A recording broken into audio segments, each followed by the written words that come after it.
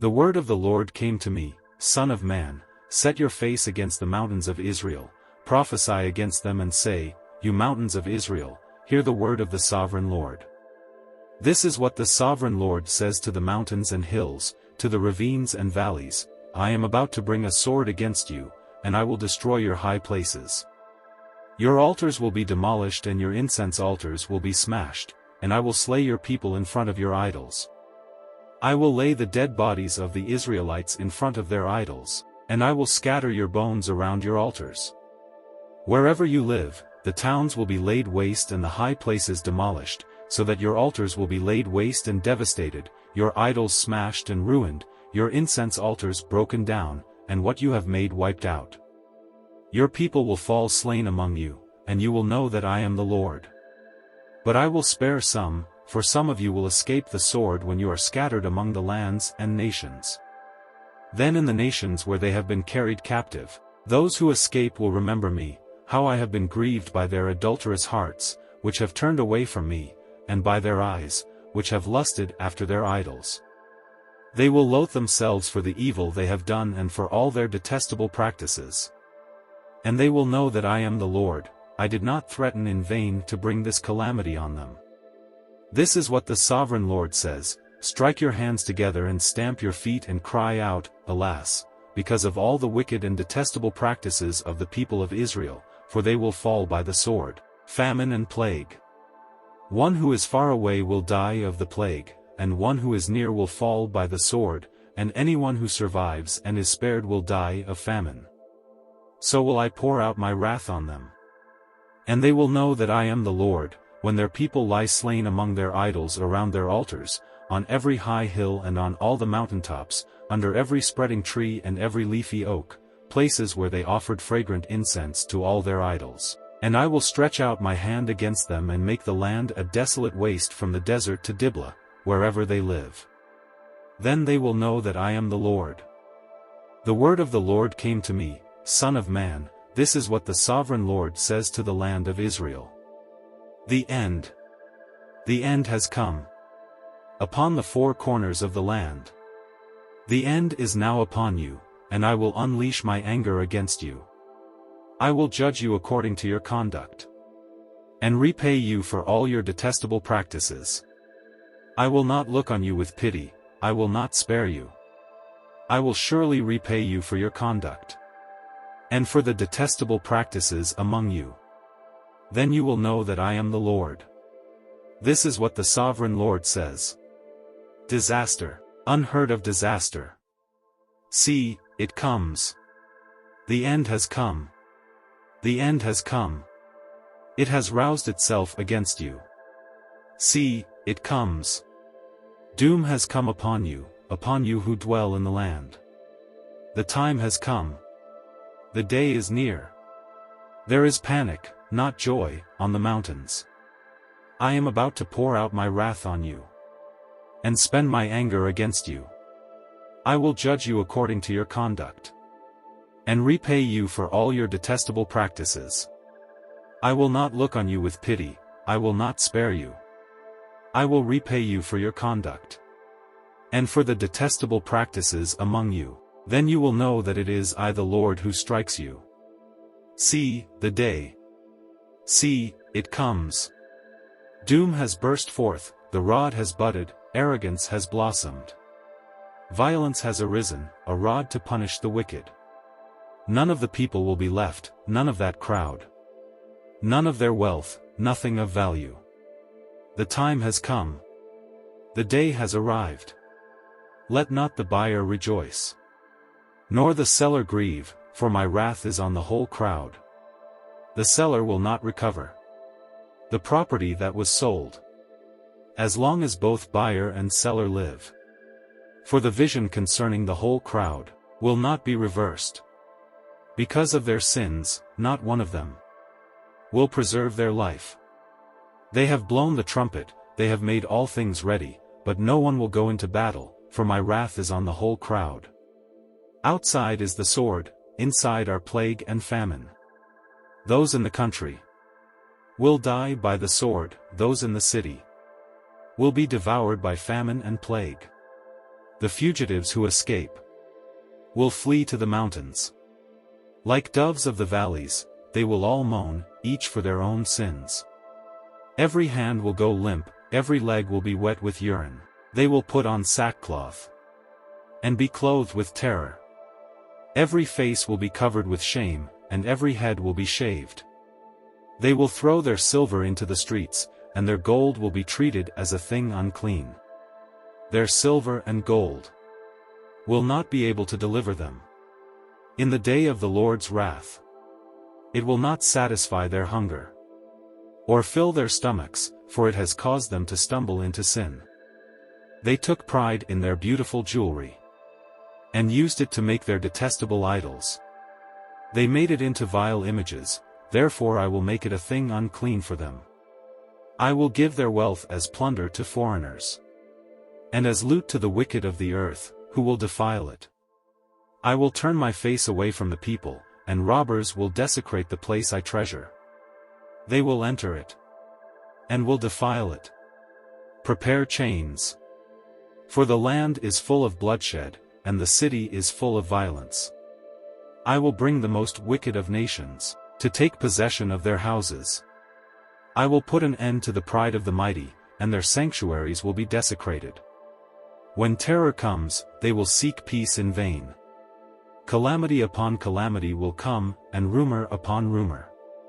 They will go searching for a vision from the prophet, priestly instruction in the law will cease, the counsel of the elders will come to an end. The king will mourn, the prince will be clothed with despair, and the hands of the people of the land will tremble. I will deal with them according to their conduct, and by their own standards I will judge them. Then they will know that I am the Lord. In the 6th year, in the 6th month on the 5th day, while I was sitting in my house and the elders of Judah were sitting before me, the hand of the sovereign Lord came on me there. I looked, and I saw a figure like that of a man. From what appeared to be his waist down he was like fire, and from there up his appearance was as bright as glowing metal. He stretched out what looked like a hand and took me by the hair of my head. The Spirit lifted me up between earth and heaven, and in visions of God he took me to Jerusalem, to the entrance of the north gate of the inner court, where the idol that provokes to jealousy stood. And there before me was the glory of the God of Israel, as in the vision I had seen in the plain. Then he said to me, Son of man, look toward the north. So I looked, and in the entrance north of the gate of the altar I saw this idol of jealousy. And he said to me, Son of man, do you see what they are doing, the utterly detestable things the Israelites are doing here, things that will drive me far from my sanctuary? But you will see things that are even more detestable. Then he brought me to the entrance to the court. I looked, and I saw a hole in the wall. He said to me, Son of man, now dig into the wall. So I dug into the wall and saw a doorway there. And he said to me, Go in and see the wicked and detestable things they are doing here.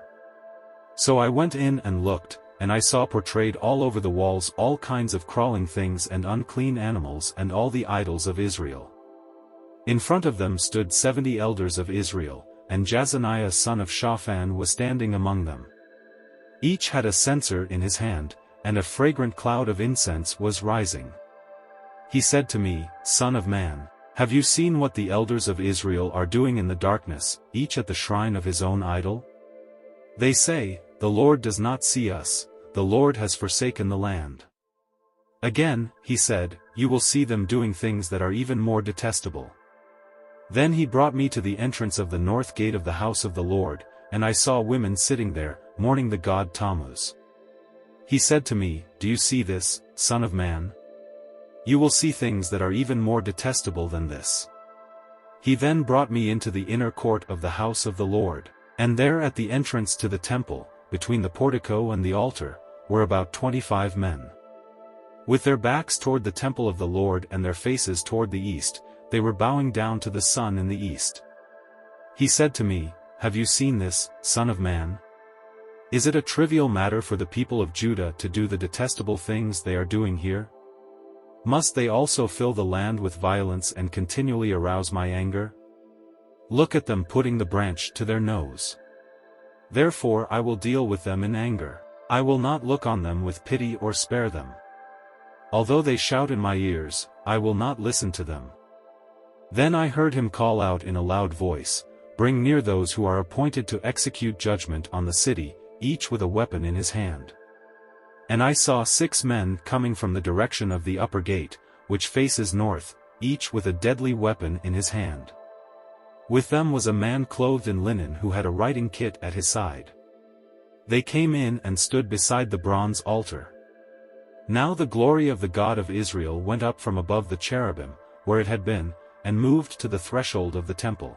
Then the Lord called to the man clothed in linen who had the writing kit at his side and said to him, "Go throughout the city of Jerusalem and put a mark on the foreheads of those who grieve and lament over all the detestable things that are done in it." As I listened, he said to the others, "Follow him through the city and kill, without showing pity or compassion. Slaughter the old men, the young men and women, the mothers and children, but do not touch anyone who has the mark. Begin at my sanctuary." So they began with the old men who were in front of the temple. Then he said to them, "Defile the temple and fill the courts with the slain. Go." So they went out and began killing throughout the city.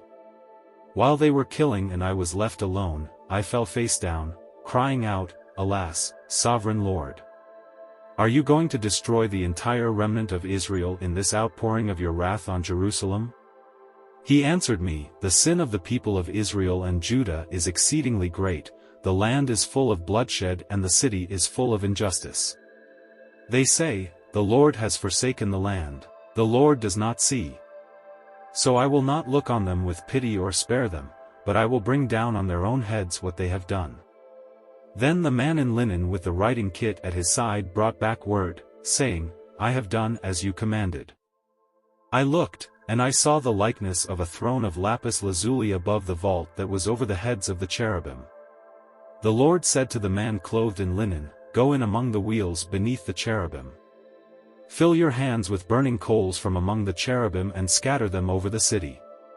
And as I watched, he went in. Now the cherubim were standing on the south side of the temple when the man went in, and a cloud filled the inner court. Then the glory of the Lord rose from above the cherubim and moved to the threshold of the temple. The cloud filled the temple, and the court was full of the radiance of the glory of the Lord. The sound of the wings of the cherubim could be heard as far away as the outer court, like the voice of God Almighty when he speaks. When the Lord commanded the man in linen, "Take fire from among the wheels," from among the cherubim, the man went in and stood beside a wheel. Then one of the cherubim reached out his hand to the fire that was among them. He took up some of it and put it into the hands of the man in linen, who took it and went out. Under the wings of the cherubim could be seen what looked like human hands. I looked, and I saw beside the cherubim 4 wheels, one beside each of the cherubim. The wheels sparkled like topaz. As for their appearance, the 4 of them looked alike, each was like a wheel intersecting a wheel. As they moved, they would go in any one of the 4 directions the cherubim faced. The wheels did not turn about as the cherubim went. The cherubim went in whatever direction the head faced, without turning as they went. Their entire bodies, including their backs, their hands and their wings, were completely full of eyes, as were their 4 wheels. I heard the wheels being called the whirling wheels. Each of the cherubim had 4 faces. One face was that of a cherub, the second the face of a human being, the third the face of a lion, and the fourth the face of an eagle. Then the cherubim rose upward. These were the living creatures I had seen by the Kebar River. When the cherubim moved, the wheels beside them moved, and when the cherubim spread their wings to rise from the ground, the wheels did not leave their side. When the cherubim stood still, they also stood still, and when the cherubim rose, they rose with them, because the spirit of the living creatures was in them. Then the glory of the Lord departed from over the threshold of the temple and stopped above the cherubim. While I watched, the cherubim spread their wings and rose from the ground, and as they went, the wheels went with them. They stopped at the entrance of the east gate of the Lord's house, and the glory of the God of Israel was above them. These were the living creatures I had seen beneath the God of Israel by the Kebar River, and I realized that they were cherubim. Each had 4 faces and 4 wings, and under their wings was what looked like human hands. Their faces had the same appearance as those I had seen by the Kebar River. Each one went straight ahead.